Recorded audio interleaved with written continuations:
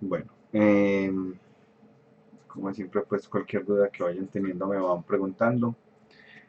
Hoy vamos a ver dos temas, o idealmente pues vamos a ver dos temas, ya les voy a mostrar cuáles. Igual todo lo que estamos viendo pues saben que está en la página del curso, o sea, todo lo que hemos visto de VFX pues está en la unidad que se llama VFX, y lo que estamos viendo de shaders pues está en la que se llama shaders. Hasta ahora terminamos con transparencia, ahorita vamos a ver unos que se llaman como shaders basados en posición. Entonces, bueno, ¿qué son los shaders basados en posición? Son shaders que utilizan la posición de algún objeto para tomar decisiones. Voy a mostrar por acá unos muy sencillos. Como un primer ejemplo, tengo un personaje y el personaje se hace verde o se hace rojo dependiendo de la posición. Eso es lo que estaría ocurriendo. Y miremos cómo funciona este shader, que es capaz de utilizar la posición para tomar decisiones. Este es este de acá.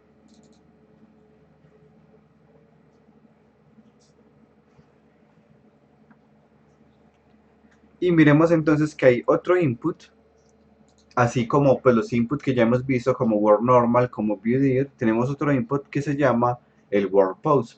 El World Pose se va a referir a cuál es la posición de ese objeto en el mapa. Así como tenemos World Pose, también podemos tener una posición local, haciendo una operación adicional. Por ahora pues no veremos eso, pero pues sabemos que podemos acceder o a la posición o a la posición local. Y miremos entonces cómo podemos hacer que funcione. Podemos tomar la posición del mundo, que sería esta de acá, y preguntar si su valor en X, por ejemplo, es menor a cero, haga algo, y si es mayor a cero, pues que haga otra cosa.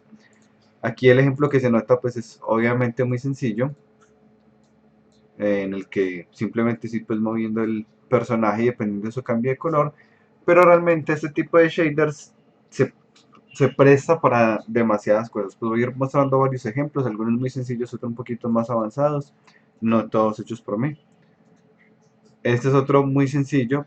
Puedo hacer, por ejemplo, como un aura que esté dibujada alrededor del personaje. Vemos que acá hay un círculo que me señala siempre el personaje. Como, digamos, los juegos donde hay una selección y el que tengo uno seleccionado, pues el dibujo un circulito. Pero este círculo se está adaptando al terreno. ¿Por qué es eso? Porque quien tiene el shader no es el personaje, sino el terreno. Entonces miremos que el terreno tiene dos cosas. Primero, un script que le va a pasar la información al personaje de, de la posición al terreno, la posición del personaje. Entonces aquí pues está buscándole el material del terreno. En este caso es un poquito diferente. Normalmente es get component render, el punto material, punto set vector. Aquí pues es un poquito diferente, pero es porque el terreno tiene un tipo de material diferente, pues el terrain editor de Unity. Y le estoy pasando la posición, un vector 3 con la posición del personaje. Miremos entonces qué hace el terreno con, con esa información, y miremos aquí el shader. Entonces tengo una posición que la declaré como propiedad, y esa posición que declaré como propiedad pues la tengo que declarar nuevamente como variable. Noten que aquí está declarada como vector y aquí está declarada como float 4. Ese también está en la primera tablita que vimos como es equivalente. Siempre que se declara vector se declara float 4.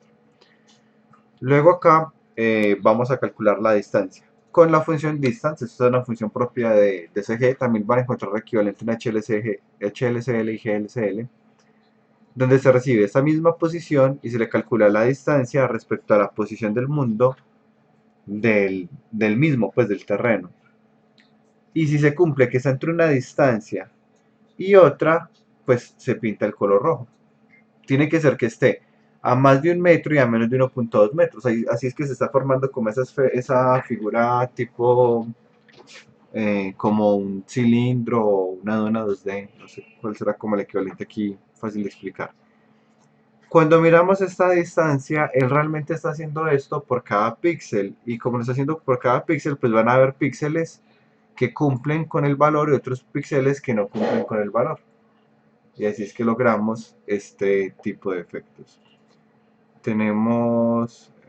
Cuidado con el ¿Qué, perdón? continuando por acá, puedo tener otros, por ejemplo, en donde hayan personajes que reaccionan a la ubicación del jugador. Por ejemplo, acá, los robots que están más cerquita tienen la textura de ellos, pero los que están más lejos tienen otra textura. Entonces yo puedo acercarme y tiene esa textura, pero cuando me alejo se le cambia la textura que se le pone. Entonces podemos pensar en que tenemos, digamos, aquí está, pongámosle otro. Entonces podemos tener como unos personajes que están apagados, pero cuando uno se empieza a acercar, se empiezan a encender, pues vendría acompañado de una animación o algo así. Este es el mismo concepto. Tengo un script que les pasa a ellos la posición y calculan con base en la distancia, y esa distancia se utiliza para hacer un lerp entre una textura y otra. ¿Hasta ahí me he hecho entender alguna pregunta? No, súper bien. Entonces, estuve buscando algún paquete de la tienda que fuera pues visualmente bien llamativo y que utilizara esta misma estrategia, que utilizara shaders basados en distancia. Y me encontré con este, que me pareció muy llamativo. Este es una combinación entre sistemas de partículas y shaders que reaccionan con distancia. Entonces, ellos hicieron el shader reacciona con la distancia, dependiendo del efecto, pues tienen diferentes shaders. Aquí lo que hacen es activar la emisión y mover los vértices de las partículas, pues y mover los vértices. Es un shader que mueve los vértices y activa una emisión. Pero ese shader se lo pusieron al sistema de partículas, porque recordemos que los sistemas de partículas reciben material y como reciben material, pues podemos ponerle el shader que quiera. Entonces las partículas miren que reaccionan a medida que yo me acerco o me alejo. Cada uno de estos objetos son partículas, pero van reaccionando a la posición de esta esferita de acá. Y nuevamente, ¿cómo están hechas? Un shader de distancia, y ese shader de distancia afecta los vértices, que miren que los vértices se encogen o se expanden, y aparte la emisión se apaga o se activa. Tienen varios ejemplos, como estos de acá.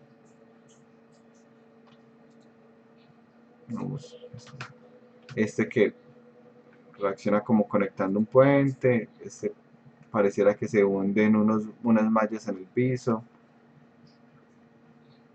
En algunos efectivamente son mesh, en otros sí son billboards, pero en varios sí son mesh. Pero igual aunque sean mesh, pues al ser partículas se están llamando de forma más optimizada y podemos tener unos efectos bien interesantes de reacción ante la posición del personaje. ¿Me he hecho entender hasta acá? ¿Alguna pregunta? No, súper bien. Bueno, pues bueno, otros por acá. Bueno, pues todos son parecidos, pero son muy chéveres. Y no son tan pesados. Pues de hecho yo utilicé uno de estos. eh, ¿Cuál fue? Se lo encuentro acá. Ahí está. Yo utilicé este para uno de los proyectos del año pasado, el de realidad virtual. Para una parte donde habían pues plantas, puse a que reaccionaran con la posición del jugador. Y que las puse mucho más bajitas la reacción. Porque igual como son sistemas de partículas, pues uno mismo puede editarlos. Este paquete específicamente se llama Living Particle. Y pues cuando uno compra el paquete, pues uno puede curiosear los shaders, pero los shaders están pues bien difíciles de leer. Se da uno cuenta después de leer los shaders de forma detallada que efectivamente utilizan la distancia, pero no eran tan fácil hacer la ingeniería inversa como me hubiera gustado. Es este de acá.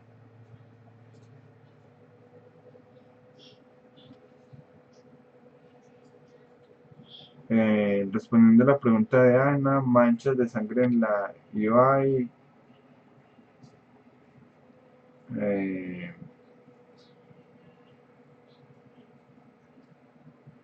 sí, pues o sea, a ver, en el del UI normalmente no lo hacen con shaders. Normalmente lo que sea con UI no lo hacen con shaders normalmente, porque los shaders Pues porque lo que es en el UI son sprites, no significa que uno no pudiera hacerlo.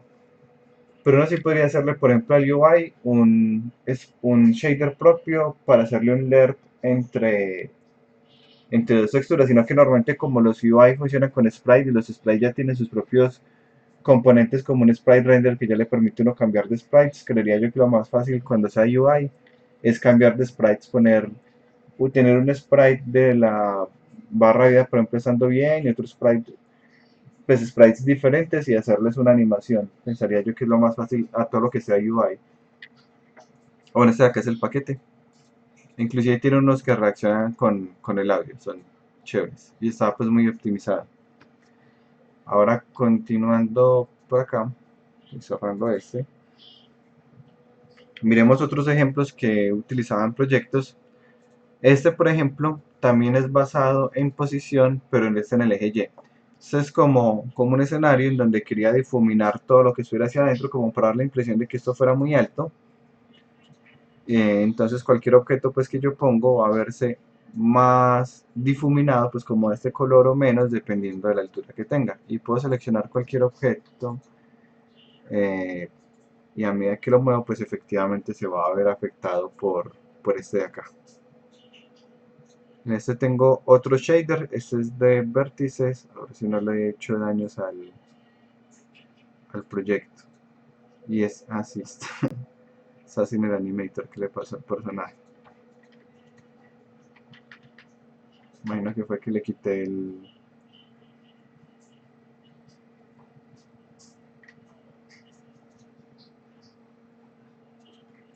le habré quitado el animator.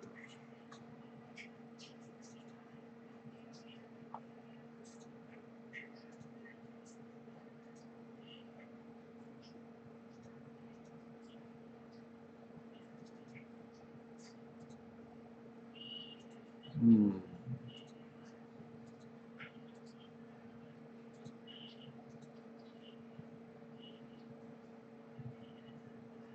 ajá.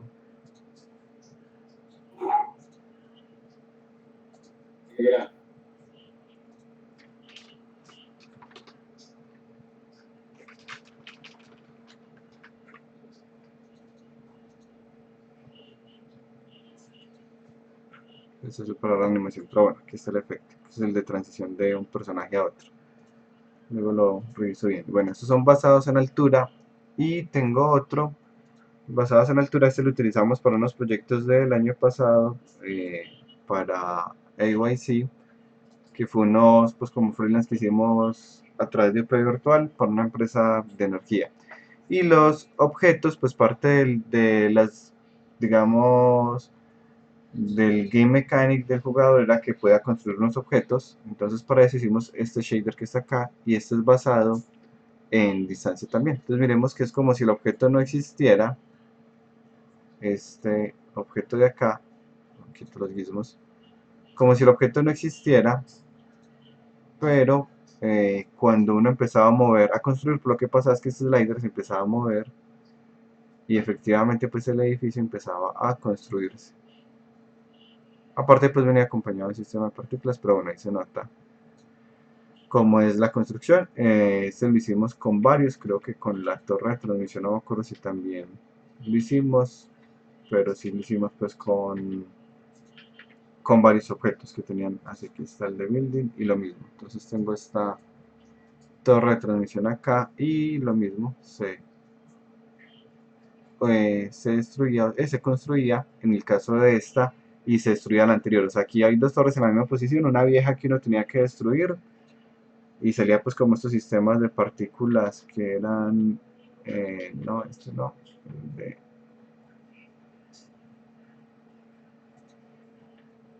bueno, estas partículas son las que salen cuando va subiendo cuando va saliendo la torre. Pues va subiendo la torre, van saliendo como esas chispas que hice para simular el efecto.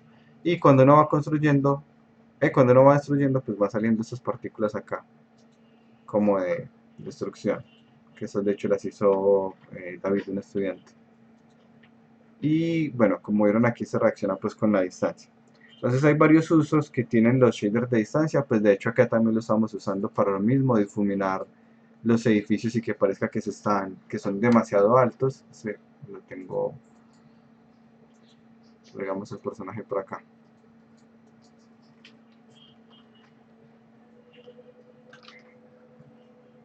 Me va a tocar cargarlo manualmente.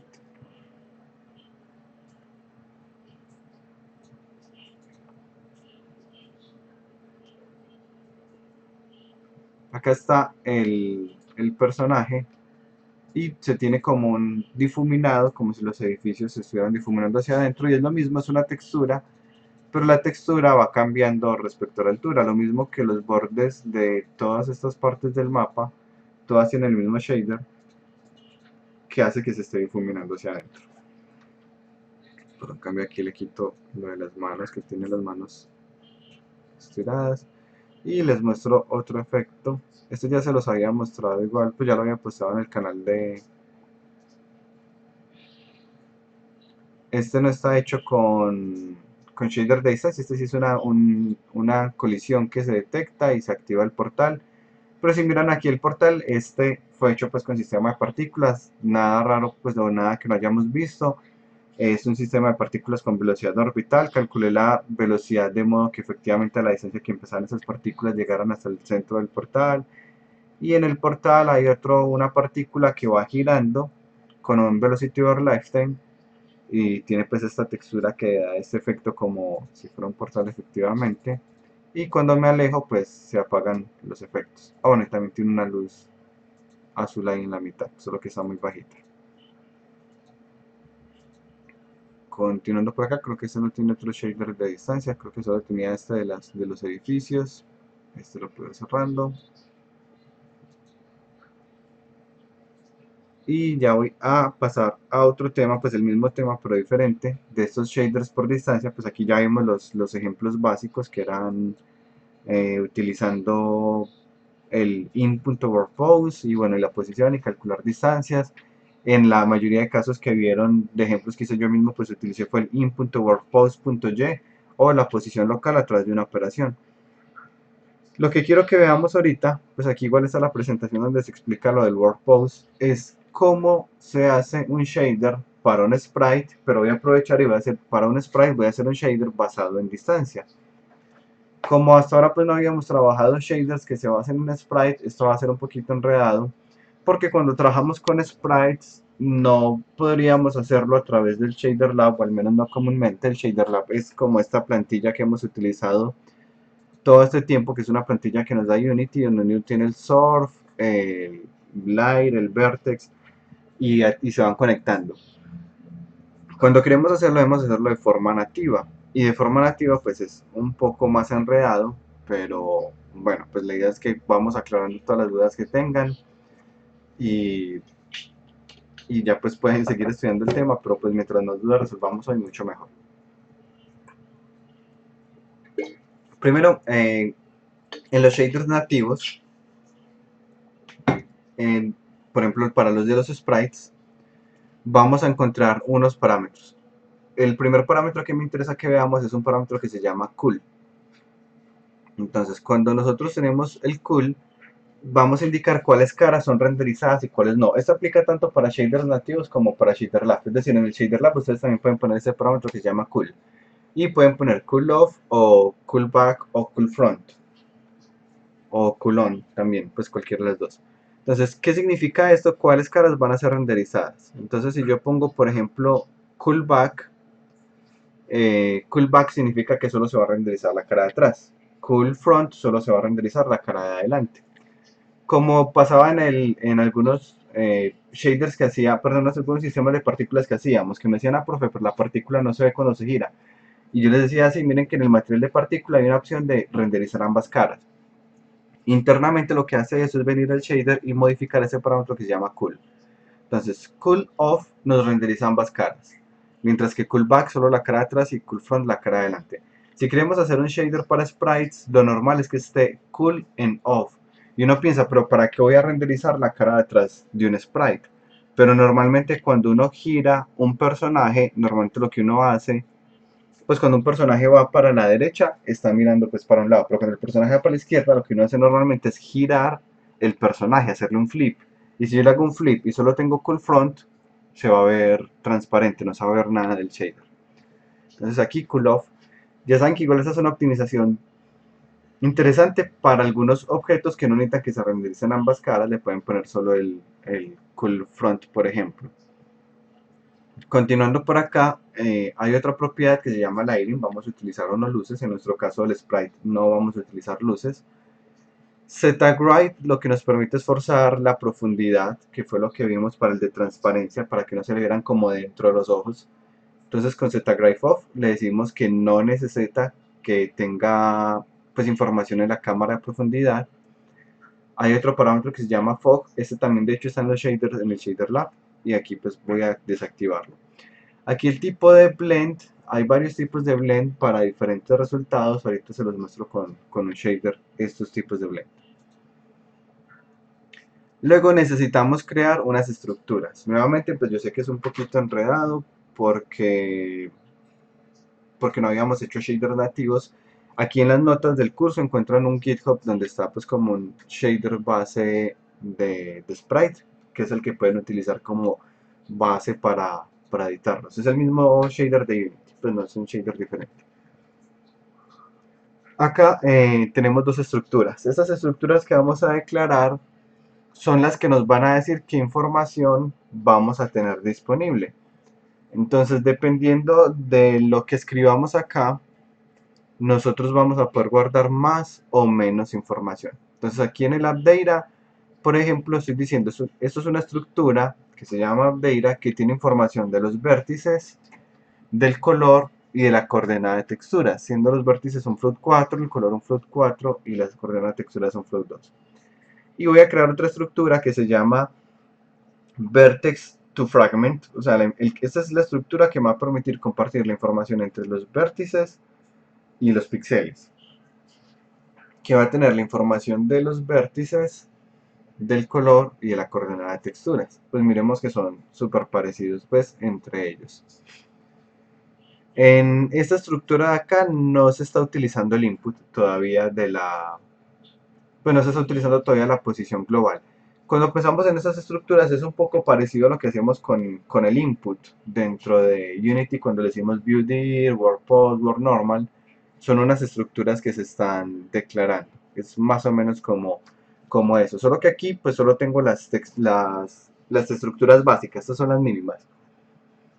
Pero cuando uno quiere información adicional, pues entonces la pone aquí mismo en el AppData y en el B2C.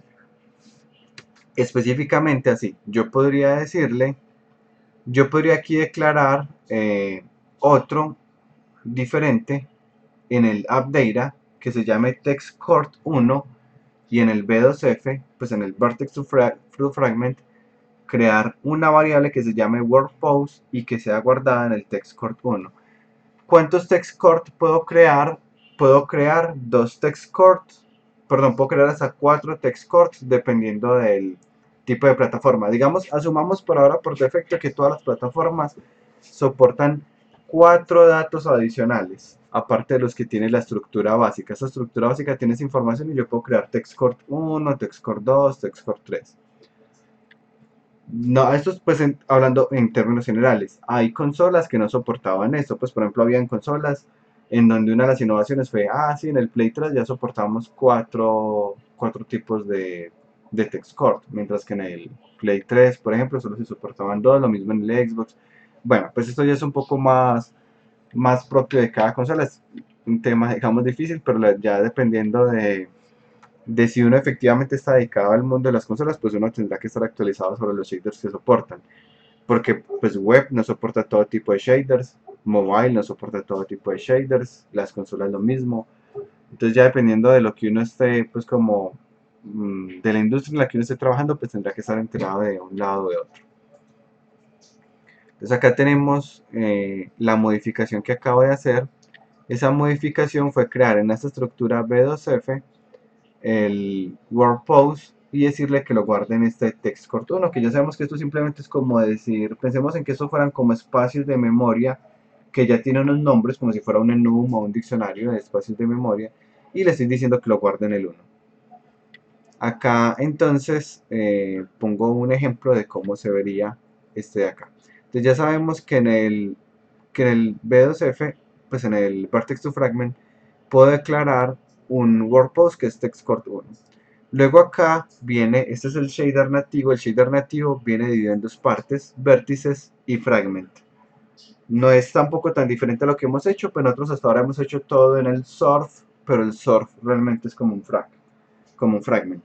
Entonces, ¿qué cambia? Que ya no decimos surf, sino que ya decimos fragment. Y tenemos que poner los vértices obligatoriamente. Cuando nosotros no ponemos los vértices en el shader lab, como lo hemos hecho hasta ahora, él asume que es que no hay que hacer nada con los vértices. Pero aunque uno no vaya a hacer nada con los vértices, cuando lo hace con shaders nativos, igual hay que ponerlo. Entonces miremos acá. Los vértices por defecto tienen estos valores que les estoy poniendo acá. Se crea un objeto, pues digamos, de salida, que es del mismo tipo de la estructura. Yo sé que esto suena raro, pero realmente esto sí es muy parecido a programación. Yo creé un tipo de dato que se llama B2F. Es como, yo creé un tipo de variable que se llama int. O yo creé un tipo de variable que se llama entero, tal cual. Pero cuando uno crea tipos de datos, pues es como lo que uno veía en programación orientada a objetos. Uno creaba una clase o uno creaba una estructura. Por ejemplo, el vector 3, que no lo utiliza tanto, es una estructura. Y por dentro de esa estructura, pues está declarado float de x, float y, float z y otras propiedades o métodos. Entonces aquí se creó una estructura que se llama B2F. Ustedes le pueden poner el nombre de esa estructura el que quieran. Lo normal es que se llame vertex to fragment. Entonces creo un objeto tipo vertex to fragment. Aquí es esta línea que está acá. Y ese objeto es lo que voy a retornar. Pero antes de retornarlo voy a guardarle cierta información. Voy a guardar dentro de este que se llama vertex, voy a guardar la posición de los vértices. ¿Qué lo saco del AppData? Miren que en el AppData, que es la otra estructura que yo declaré, tengo la información de los vértices. Entonces del AppData saco la información de los vértices. Ya acá esto que está Unity Object to Clip Pose es cuando uno quiere hacer un snap del objeto. Pues como para que se quede pegado a ciertos píxeles y no sé cómo de pronto un mismo objeto esté como variando en posición, pero no es necesario. Luego el TextCort pues va a ser el mismo inTextCort. El color va a ser el color multiplicado por un color que aquí tengo aclarado. Este color lo que me va a permitir es tomar el color que ya se tiene en los vértices y multiplicarlo por un color adicional, hacerlo en tint, pues le puedo bajar un color rojo o lo que sea. Y aquí está, bueno, no, perdón, yo me había equivocado, era aquí. Unity Big Pixel Snap, esta es la parte en la que se hace el snap de los píxeles. Y aquí tomo lo mismo, tomo de la estructura, tomo los vértices y para poder calcular por fin la posición, para calcular la posición que la voy a guardar en el que yo creé que se llama World Pose, que aquí lo declaré como half 3 y lo guardé pues en este TextCort 1, lo voy a hacer con una multiplicación entre los vértices y este parámetro que pues solo podrán utilizarlo en Unity, que se llama Unity Object to World, que lo que nos permite es obtener la información de la posición del mundo, perdón, del objeto que tiene ese shader en el mundo, y con esa multiplicación con los vértices vamos a obtener la posición global en términos de píxeles. Ya él va a saber que este píxel está más arriba que este y que está más arriba que este, etcétera, etcétera. Los shaders nativos tienen una ventaja, es que los shaders nativos podemos utilizarlos en built-in o en URP o en HRP, o si no tenemos nada propiamente de Unity, lo podemos utilizar inclusive en Blender, por ejemplo, pues porque finalmente Blender también utiliza eh, shaders basados, aunque los de Blender son basados en GLSL, pero pues es muy parecida a la notación. Solo que pues Pero una pregunta, sí, perdón, que este Unity Object to World, entonces hay que agregarle como una librería o algo así para que funcione, o solamente va a funcionar pues cuando esté en Unity y él lo detecta solo. No, sí hay que agregar algo que son, ya les muestro aquí el shader nativo, y es que normalmente uno tiene que utilizar, perdón, aquí busco, mm,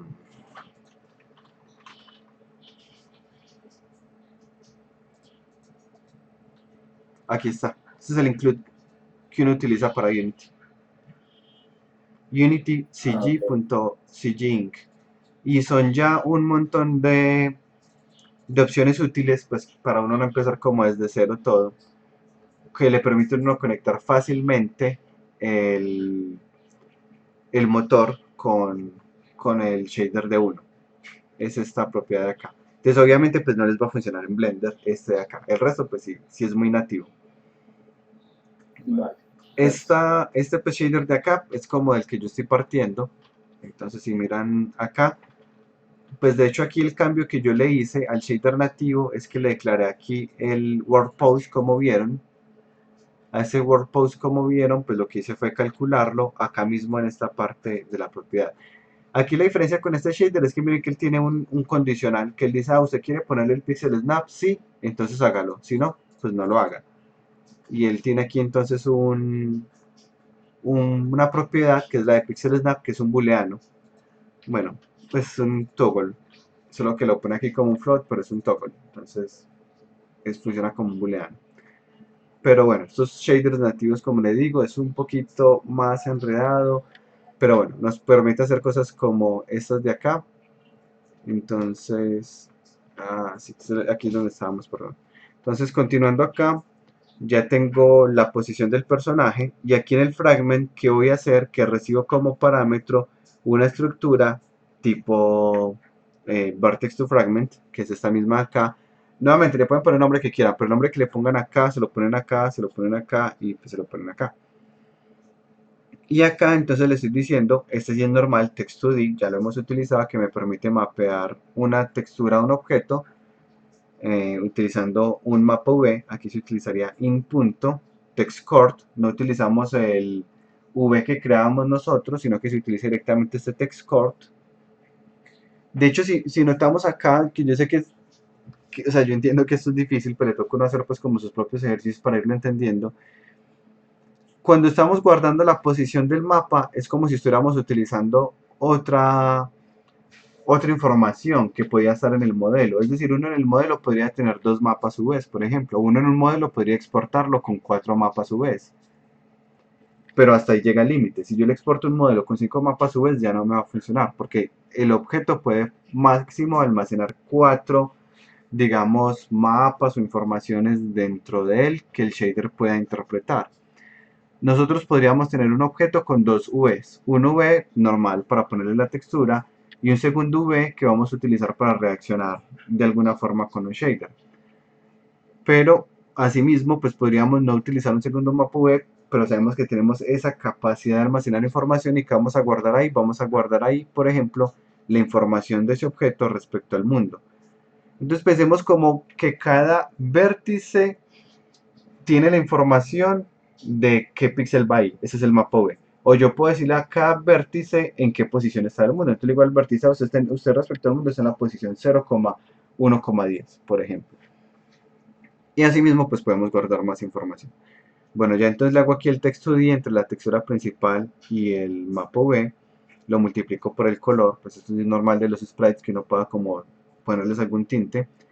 El alfa se lo activo porque pues, si no se vería todo el sprite. Eso es un sprite pues tiene un borde hecho con alfa porque es un cuadrito. Entonces le pongo pues el alfa. Y luego aquí vuelvo y calculo distance, que ya sabemos que es una función nativa de CG. También está en HLSL. Y la hago entre la posición, que es un objeto que estoy recibiendo. Pues un parámetro que estoy recibiendo, aquí está, position. Y la posición del mapa. Si la distancia es menor a 3, retórneme el color como tal, pero si no, convierta la escala de grises y póngalo más opaco. Eso es lo que estoy haciendo aquí. Pues para convertir escala de grises, uno puede, como habíamos visto, tomar la cantidad de rojo más la cantidad azul más la cantidad de verde dividido 3. O la cantidad de rojo multiplicado por punto 33 más cantidad de verde por punto 33 más cantidad azul por punto 33. Sin embargo, esa escala de grises no se comporta también para el ojo humano porque resulta que el ojo humano no percibe con la misma intensidad todos los colores, uno percibe de forma diferente el rojo y el verde, así tengan la misma intensidad y lo mismo el azul. Entonces lo normal para convertir la escala de grises es hacer un producto punto entre el color y esto de acá. Como esta parte de escala de grises vuelvo y la explico más adelante, no le estoy dando tanto detalle. ¿Qué es lo importante? Este shader no lo tiene el personaje, el shader lo tiene el mapa. El mapa tiene un solo shader, que es este de acá. Y el shader de ese mapa, pues está diciéndome que lo ponga en escala de grises todo, excepto lo que esté cerquita del personaje, lo que está a menos de 3 metros del personaje. Y luego esta propiedad que se llama position, pues se la paso por un script de C#. Entonces aquí está el personaje. Aquí tengo varios ejemplos. Aquí la hago con un difuminado. Aquí lo que está dentro del cerquita del personaje le invierto el color y el otro se ve normal. Aquí pues nuevamente lo que hice fue con una ecuación de la recta hacerlo para que fuera difuminado. Y de hecho así es como se falseaban las luces en 2D antes de que los videojuegos soportaran luces 2D. Pues porque ahorita Unity soporta luces 2D, entonces ya no es necesario hacerlo así, a menos de que estén pensando en mobile. Pues el sistema de luces de Unity en mobile funciona súper mal, el de luces 2D. Pero si no están pensando en mobile, pues ya pueden utilizarlo con el nuevo sistema de luces que salió apenas en el 2019, como a finales, de hecho lo vinieron a sacar del alfa. Pero si quieren hacer algo imitando luces y mobile, pues ya saben que pueden hacer su propio shader. Y aquí tengo varios ejemplos. Este, por ejemplo, va oscilando, se va haciendo más oscuro o más clarito. Y aquí solo estoy tomando la distancia en el eje X. Y ya ahí están como diferentes shaders. Pues como siempre, los invito a que traten de hacer estos shaders porque en la medida en que los hagan es que se van dando cuenta como de las dudas reales que tienen. Y pues si no los intentan va a ser muy difícil darse cuenta de dónde están las dudas. Antes de cambiar de tema, ¿alguna pregunta hasta acá? Sí, profe. Dígame. Cuando tú dices pues, de que lo tienes en mapa, es todos los componentes, todos los materiales de todos los componentes del mapa. O sea, por ejemplo, los tiles tienen el shader puesto en sus texturas y eso. Sí, sí, sí, sino que aquí pues yo este mapa lo hice utilizando el sistema de Tile Rules. Entonces cuando uno hace todo con el sistema de Tile Rules, que es lo ideal cuando uno hace los escenarios en 2D, perdón, de Tilemap y Tile Rules, para de pronto los que no están familiarizados con esto les muestro qué es. Eh, pero cuando uno hace todo por Tile Rules es parecido a uno utilizar por ejemplo a que todos estuvieran en la misma malla. Entonces, como todo es el mismo objeto, es un único objeto, todo es un único objeto, comparte material. Entonces, pues, respondiendo a Jesús, sí, cada objeto lo tiene, pero resulta que es un único objeto. No sé si con eso me hice entender, Jesús. Sí, profe, gracias. Listo. Bueno, aunque aquí hay dos objetos, es un solo objeto para el mapa, pero sí hay otro objeto que es el fondo. El fondo es otra imagen. Entonces sí se lo estoy haciendo a dos. Bueno, acá continuando por acá, pues ya vimos entonces cómo podemos hacerlo. Nuevamente, pues va a ser, pues tendrán que hacerlo ustedes mismos para poder que sea más claro. Acá, ya cerró otro proyecto. Ya lo volví loco. Pero lo malo es que no tengo aquí. mm, bueno, no les voy a dejar de viendo uno de los ejemplos, pero a ver si lo encuentro. ¿Será? Mm,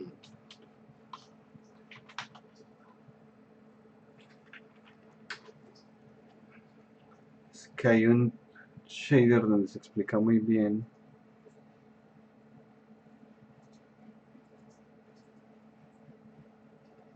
pero no. Bueno,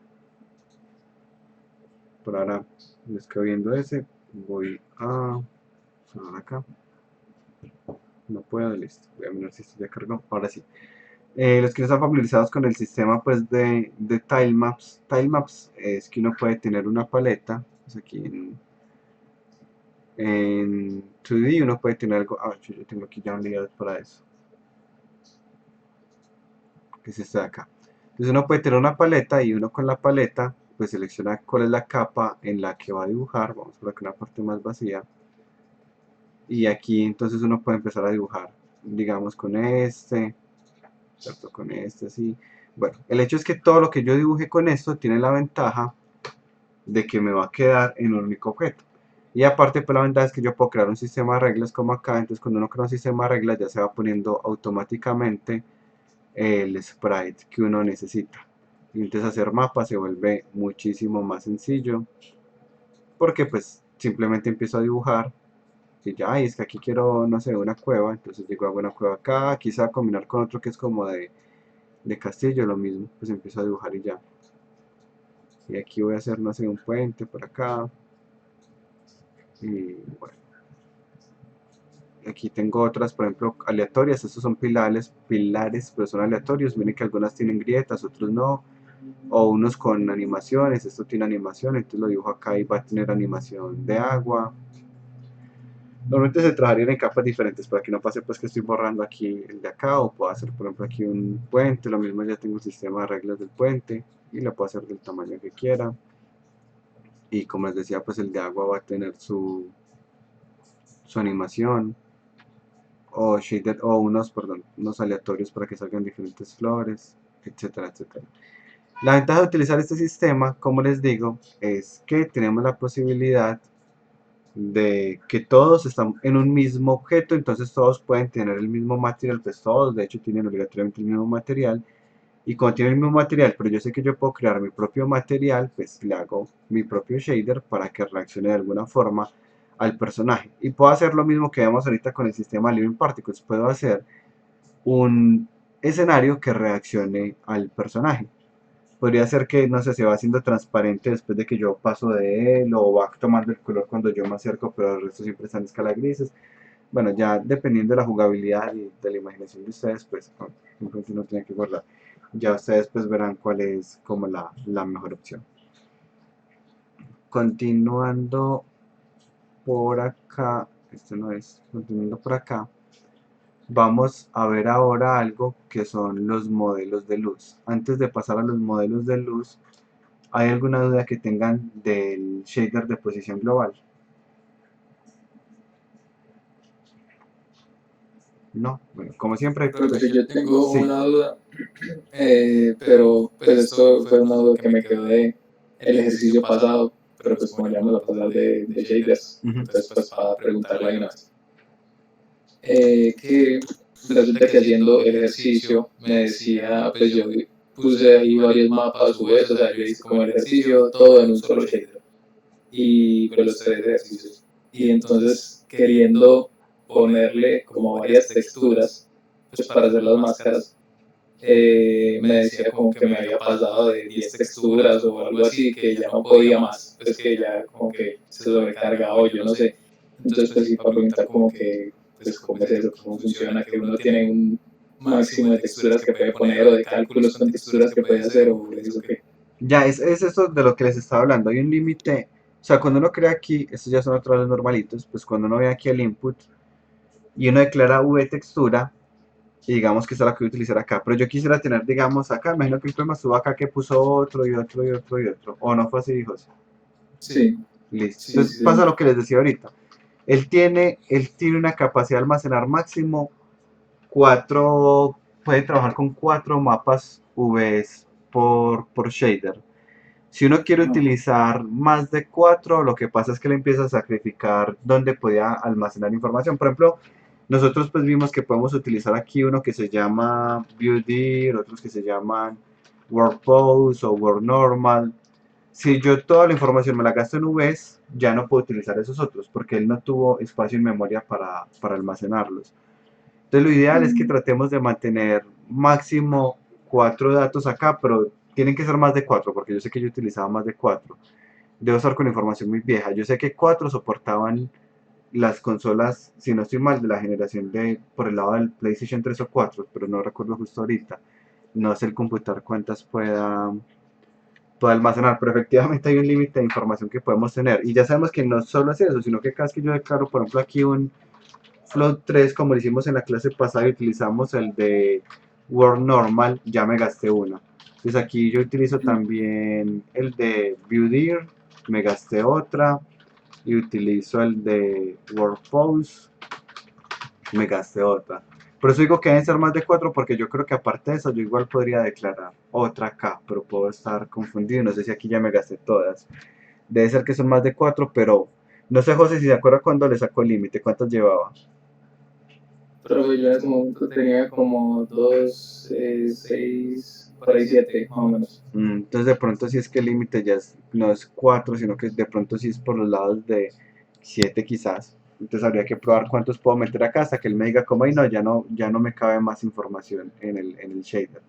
Entonces son como unos límites que van existiendo pues, pero de hecho eso tiene mucho que ver con lo que habíamos visto ahorita, de que cualquier shader que uno haga tendrá que ponerle su como text court que va a ocupar, y ya sabemos que hay un límite de text court que las tarjetas de video conocen.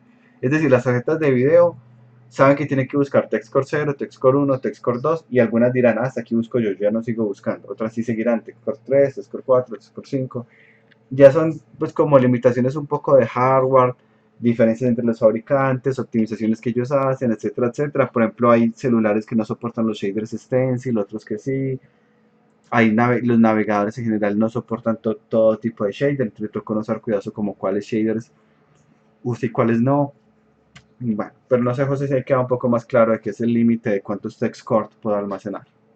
Sí, ahora sí, sí entiendo mejor pues, lo que habías mencionado ahorita sobre el límite de los datos. Y otra pregunta es, ¿un subshader es como si yo entro a un subshader, entonces no entro a los demás? ¿O cómo funciona? O Exactamente. sea, yo podría ampliar mi capacidad, como poner 4 texturas en uno y 4 texturas en otro, o se va a dedicar solamente a ejecutar uno y los otros no.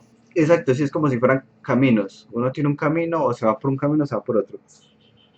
Ah, ok. Cuando se llama uno y después otro, eso ya es diferente, eso se llaman las pasadas, que uno utiliza el grab pass y ahí hace algo más.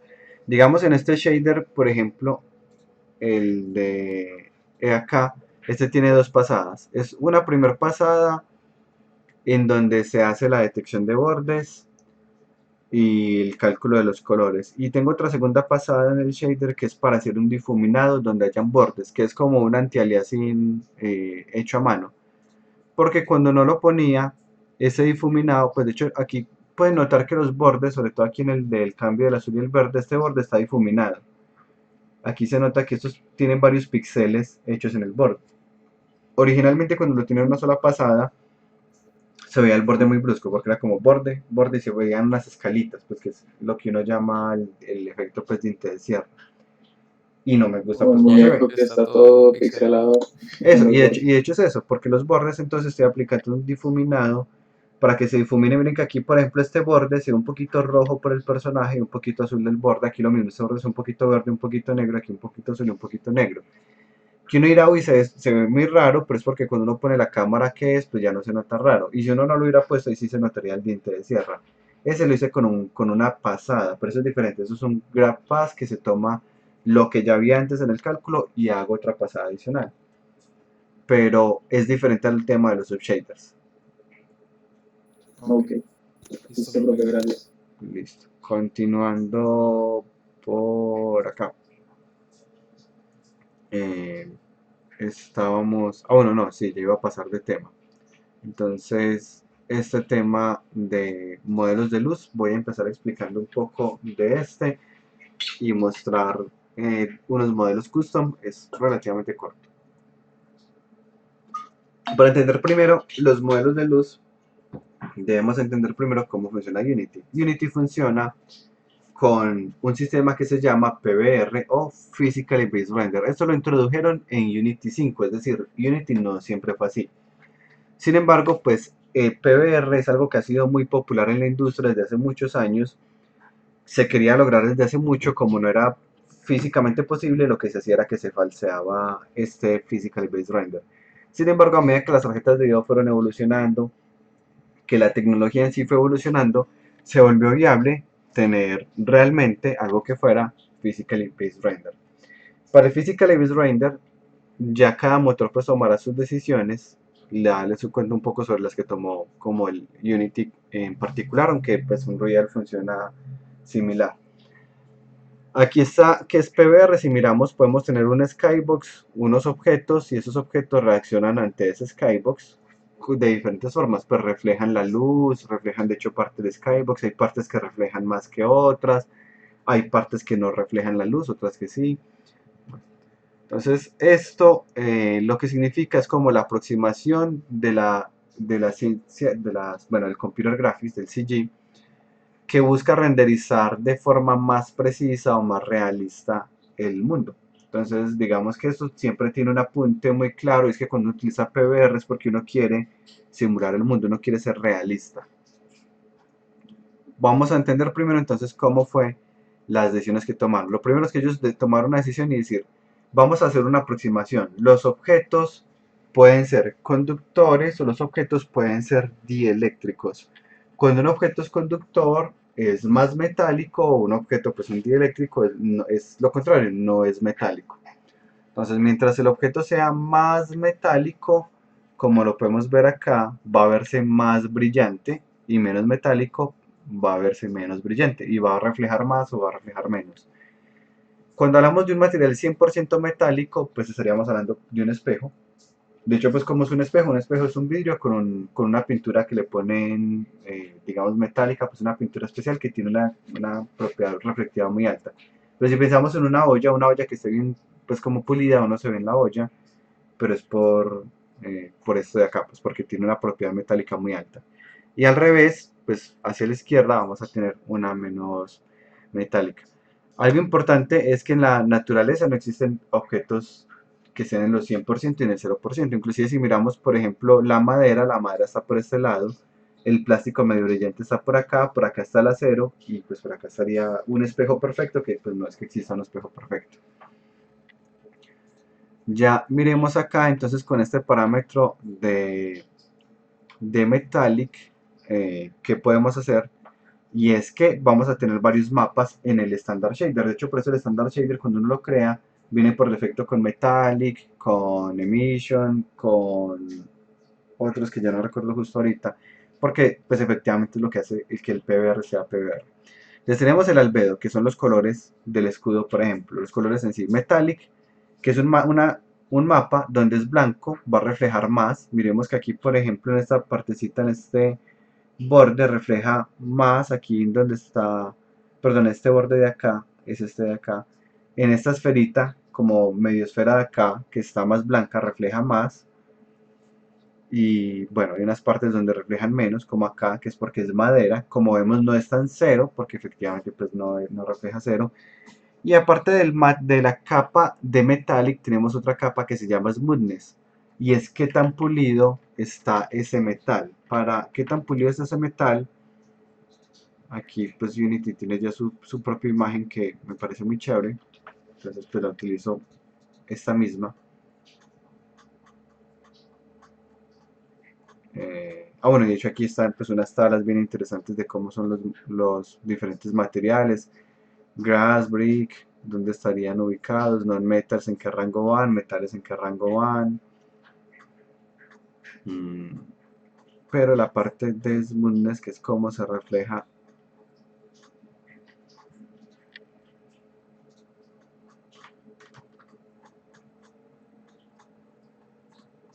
no está aquí, entonces, ¿dónde está? Aquí está.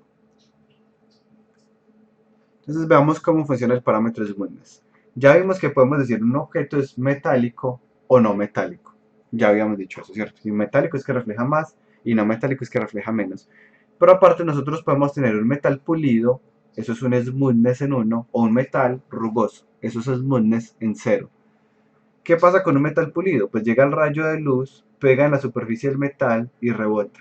Muy bien, rebotan todos. Y toda la luz rebota exactamente en la misma dirección. Es decir, que la forma en que va a reflejar es muy puntual, porque, digamos, toda la luz se está reflejando en la misma dirección, no se está dispersando la luz. Pero vamos a ver en el caso rugoso, en el caso más extremo, si yo tuviera una superficie muy rugosa, ¿qué pasaría?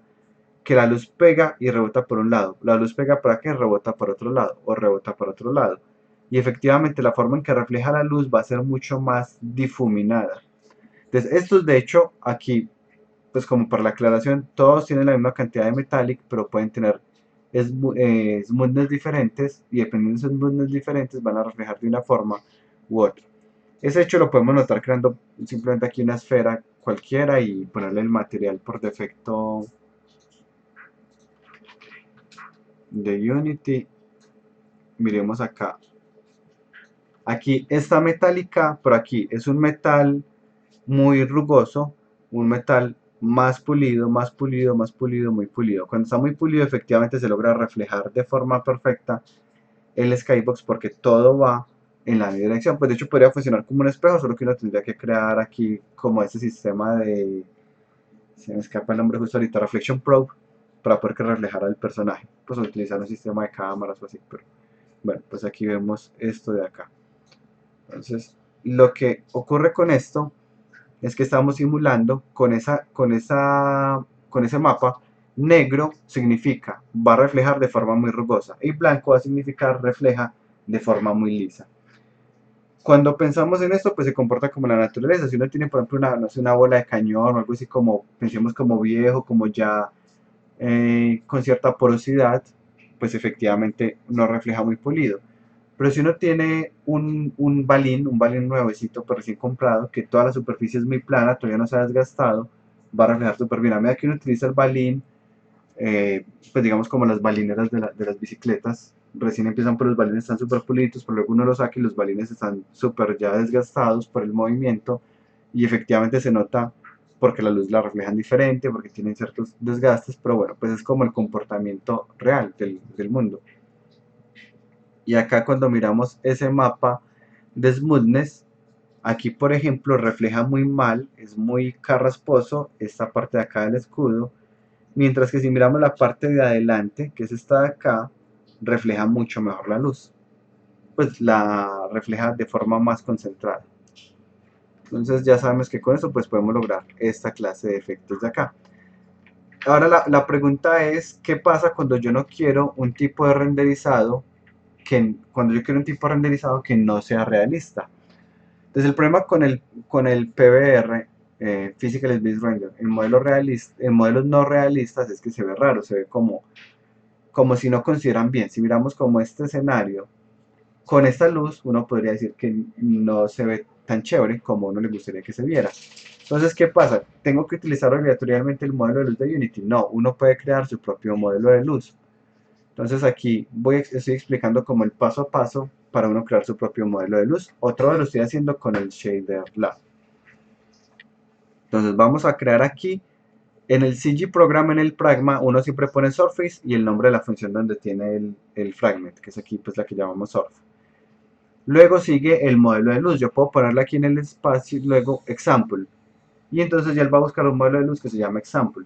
Entonces lo que él va a buscar es una función que tenga el prefijo lighting y después de lighting que tenga el nombre que yo tengo acá, o sea, Example. Y lo que va a hacer es que pues va a permitirme recibir unos parámetros como la salida de este fragment de acá, la dirección de la luz y la atenuación. Ya vamos a ver pues con más detalle qué es esto. Y este es el modelo de luz por defecto. Uno hace un producto punto entre la luz, entre el mundo y la luz, que eso pues es lo que ya habíamos visto. Se calcula con esto la luz, luego se multiplica por otros parámetros y ya ahí tengo el modelo de luz normal, que sería este que estamos viendo acá. Vamos ahora sí a entender cada uno de los parámetros. Entonces voy a modificar ese modelo de luz y solo voy a decirle que luz va a tomar uno de los parámetros que aquí yo utilicé, ese punto normal. Ese punto normal se refiere a las normales de los objetos. Miren que acá solo voy a retornar ese punto normal, lo estoy retornando.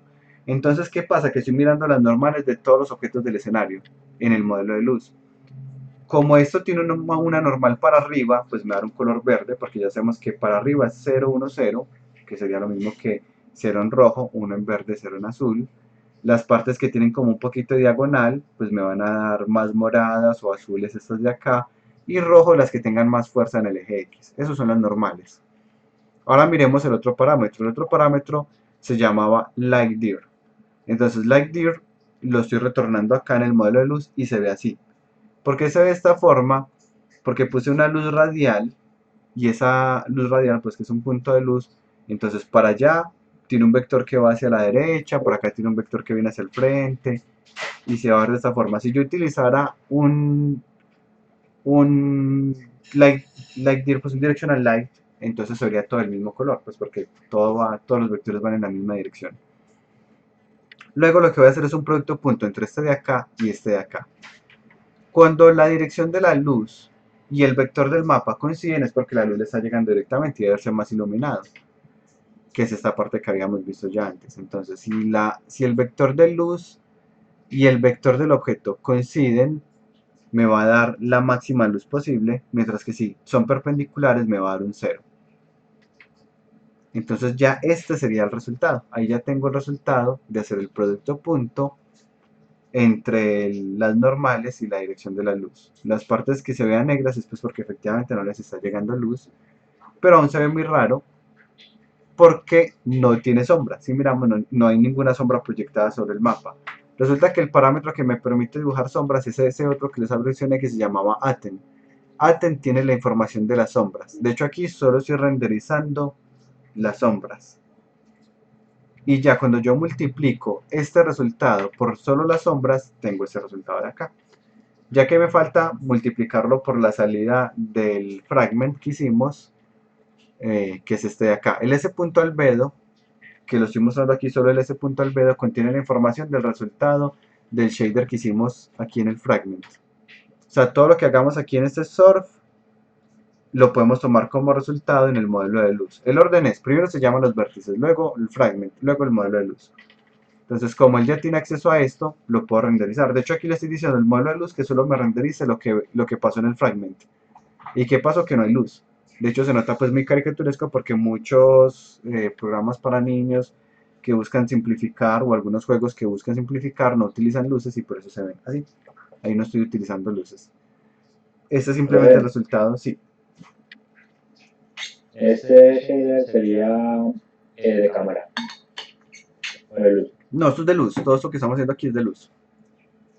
Entonces aquí, Entonces, sí. y otra pregunta, perdón. Entonces sería como desglosar de la escena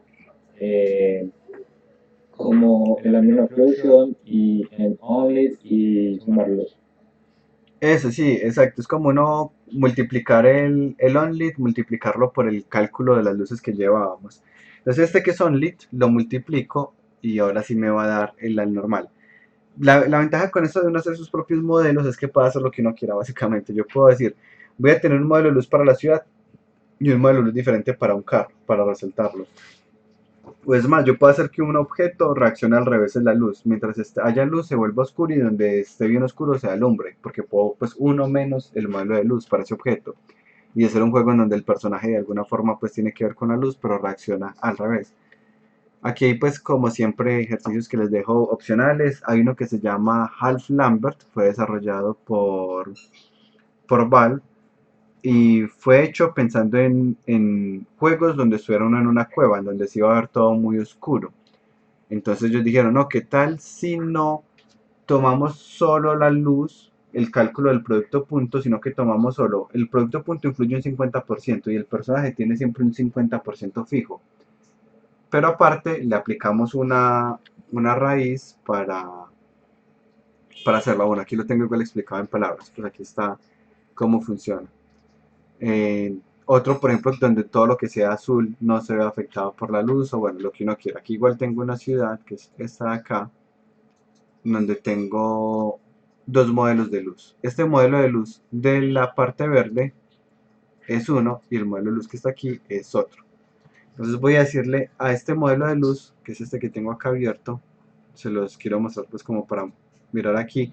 Estoy diciéndole retorne 000, pues como retorna 000, el modelo de luz se llama low poly, miremos que esto es lo que se busca aquí, low poly. Entonces como retorno 000 pues se va a ver oscuro. Pero voy a retornar algo diferente, voy a retornar directamente el S, que ya sabemos que es la salida de este de acá. Voy a retornar el S punto albedo, bueno, uno aquí no importa porque no hay transparencia. Entonces miremos que ya tengo algo como si fuera un onlit. No tiene luces, básicamente. No tiene sombras tampoco. O bueno, no voy a retornar esto, sino que voy a crear aquí un parámetro que se llame light. Que yo pues aquí ya lo había empezado. Y voy a tomar el producto punto, como les había dicho ahorita, entre las normales y la luz. Y pues voy a retornar ese que se llama light.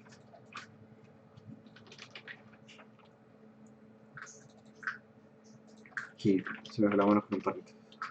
Y ahí efectivamente ya me está retornando el producto punto, por eso es que ya hay unas caras más oscuras, otras más brillantes. Como les dije ahorita, yo puedo multiplicar esto por el albedo, multiplicado por, pongámoslo aquí, light.rgb por igual ese punto albedo. Y ahí ya está. Y quiero que tenga sombras, entonces multiplicado por átomo. Y ahí ya tiene sombras. Y multiplicado, miremos que acá, como está en este momento, si yo tomo la luz del mundo, que es una única luz,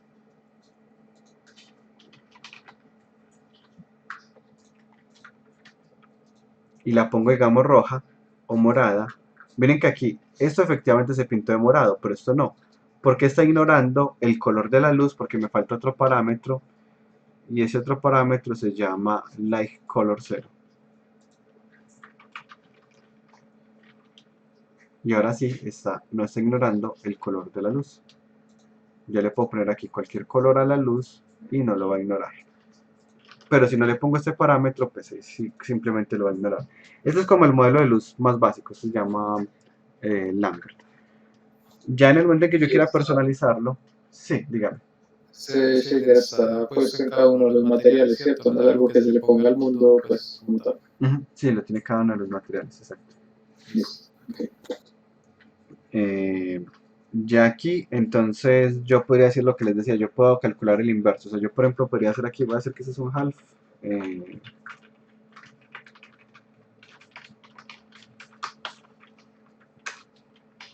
Lo voy a hacer en varios pasos pues para poder hacer eso que quiero hacer. Aquí sería half 4. Este va a empezar por defecto con 1,1,1. Y aquí voy a tomar la multiplicación.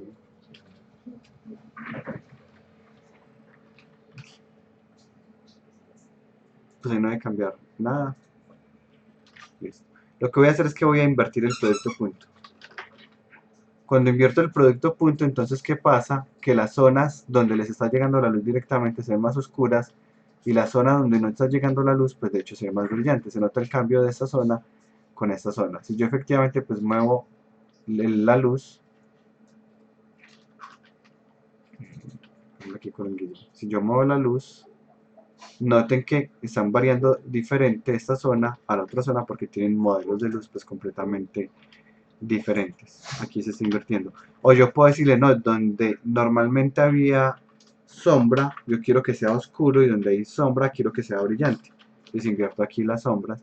Y lo mismo, noten que aquí todo se ve oscuro, pero la zona donde estaban las sombras es la parte que está brillando. Es decir, uno puede hacer básicamente pues, lo que uno quiera con los modelos de luz. De hecho, tengo otro que es pues modelos de luz custom, me gusta mucho utilizarlo. Este tema no ha terminado, pues me falta en otra clase explicar algo que se llaman los mapping y es muy utilizado en los videojuegos. Y en este pues también tengo un ejemplo. Pero bueno, ¿alguna pregunta de esta parte de acá antes de terminar hoy?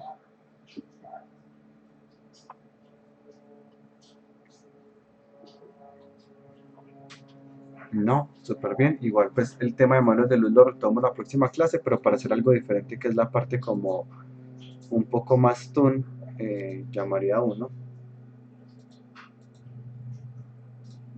Que de hecho creo que lo debo tener pues ya aquí en la página modelos de luz, aquí en unidad 6. Está pues la presentación que acabamos de ver y la de la próxima clase. Aquí en este proyecto, este cubo que están viendo acá, que lo que me permite es que se difumine entre este cubo y el mapa del fondo no dice con transparencia. Como este es uno que estoy trabajando mobile, entonces pues no quiero utilizar transparencia porque transparencia y mobile pues no van de la mano. Transparencia es muy costoso. Entonces para hacer el difuminado del hexágono, como no lo hice con transparencia, lo que hice fue un modelo de luz personalizado. Este es un cubo que arriba tiene un modelo de luz normal, pero abajo es onlit. Y hace un LERP entre normal y onlit dependiendo de su altura, también basado pues en altura. Solo que este está basado en altura con posición local, por eso es que la puedo mover y no se ve afectada. Entonces aquí, y tengo pues aquí igual mi propio shader con pues detección de borde, lo normal pues que casi que en los proyectos pues, que yo trabajo me gusta mucho incluir ese shader. Esto es de tomarle fotos a unos personajes. Entonces uno le tomará la foto, bueno, este no era el que estaba buscando y dará pues un puntaje. Y de hecho para eso utilicé algo de visión artificial aquí muy básico para poder detectar, aquí pues cada objeto me da el puntaje y es pues contando píxeles del color. Pero bueno, lo que queríamos hacer aquí es un onlit basado en altura. Y aquí en las diapositivas lo que viene es esta parte de Toon, que es como por ejemplo estos dos en el mismo objeto, este con el Standard Shader de Unity y este con un Toon, que lo que hace es que la sombra la pone discretizada, o hay sombra o no hay sombra. Eso es lo que viene en la próxima clase. Eso es todo por hoy. Cualquier duda que vayan teniendo, pues la van preguntando por el canal de programación gráfica o interno y ya pues la próxima clase retomamos el tema de modelos de luz. Gracias a todos. Hasta luego. Gracias,